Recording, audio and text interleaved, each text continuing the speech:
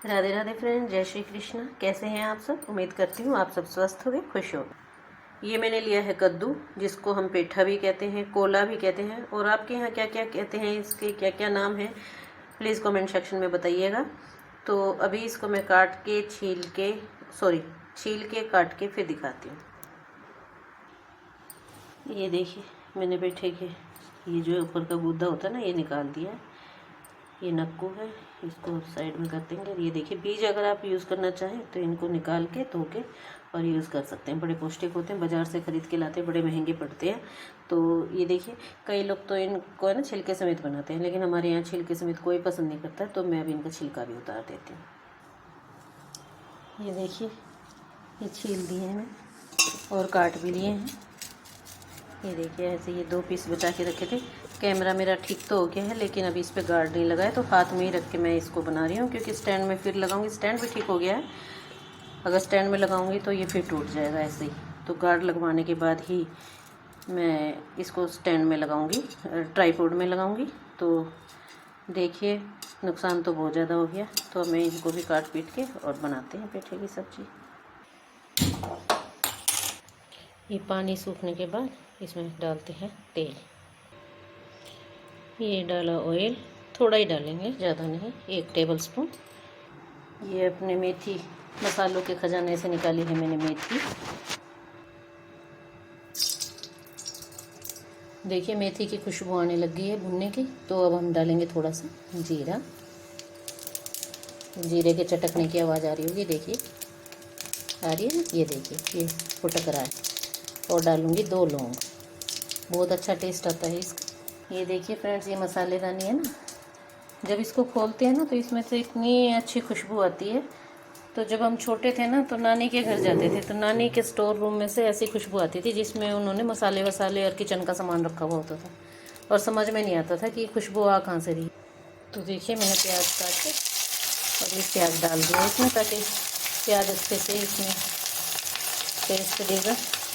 Fry होने देती हूँ मैं इसको। इसमें मैं छोटे छोटे 2 टमाटर काट के लाती हूँ। तो मैं बता रही थी ना, पता नहीं लगता था कि क्या नाम है, कहाँ से आती है कुछ, कभी पूछा भी नहीं। और जब अब खुद खाना बनाते हैं और ये मसाले के डिब्बे बंद रहते हैं, और जब एकदम से खोलती हूँ ना, तो लिटरली वही वाली खुशबू आती है। और पहुँच जाते हैं हम अपनी नानी के घर एकदम से। जैसे हम अपनी नानी को नानी नहीं कहते थे, बीजी कहते थे, क्योंकि मेरी नानी जो है वो पंजाब बहुत रही हुई हैं, तो उस साइड में बीजी कहने का प्रचलन ज़्यादा है। तो मेरी मम्मी भी उनको बीजी कहती थी, मामा जी भी बीजी कहते थे, मतलब। तो फिर धीरे धीरे बच्चे भी सब बीजी कहने लगे।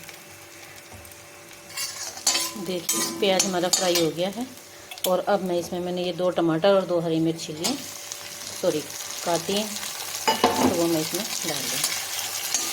तो आज हम नानी के घर पहुंच गए, तो बहुत याद आती थी। हम नानी के घर बहुत रहे हैं, ज़रा सी छुट्टी होती थी, सैटरडे संडे कुछ भी छुट्टी होती थी, हम सीधे पहुंच जाते थे अपनी बीजी के घर। और वहाँ मामा मामी के बच्चे, नाना नानी, सबको इतना प्यार मिलता था। नाना जी हमारे जब मैं बहुत छोटी थी जब ही एक्सपायर हो गए थे, लेकिन नानी मेरा बेटा हो गया था बड़े वाला, उसके बाद एक्सपायर हुई थी। तब तक थी वो, तो हमने उनका बहुत प्यार स्नेह पाया। तो आज बस बहुत याद आ रहे थे वो सब।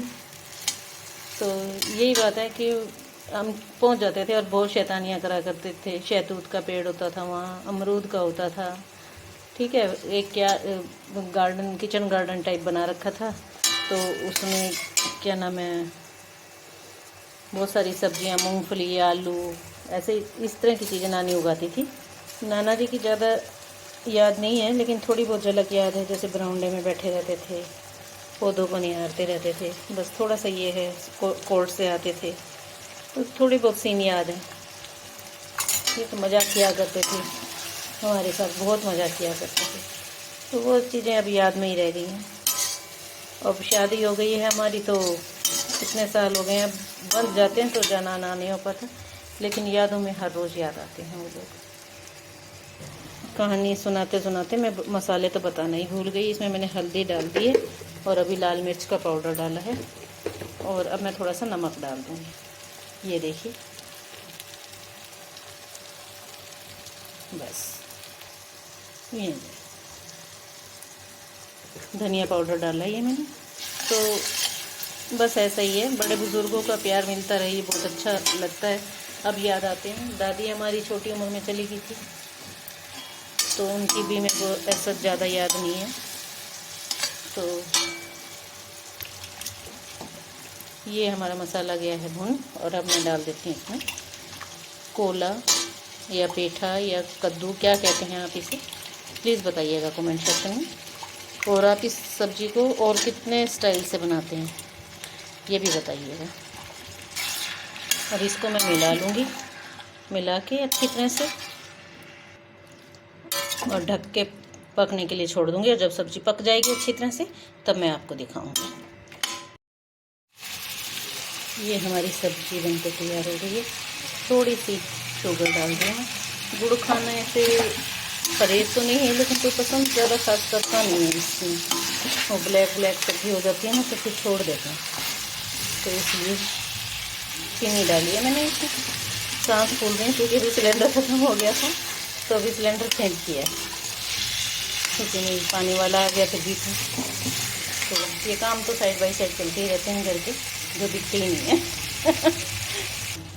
करिए खूब सारे हरे धनिया के साथ गार्निश, क्योंकि जब इसमें आएगा ना धनिया मुंह में बाइट्स आएंगी तो बहुत ही टेस्टी लगेगा। और इसको क्यों छोड़ना है, देखिए मारिए साफ। और अच्छे से इसको हिला डुला के इसके अंदर मिक्स कर दीजिए, सिंपल। और हमारी ये तैयार हो गई है पेठे की, कोले की, काशी फल की, यमी यमी। देखिए खाना सिंपल हो ना तो तृप्ति तो उसी से ही आता है, तृप्ति का भाव हमेशा सिंपल खाने से ही आता है। मिलते हैं अगले ब्लॉग में। राधे राधे, जय श्री कृष्णा।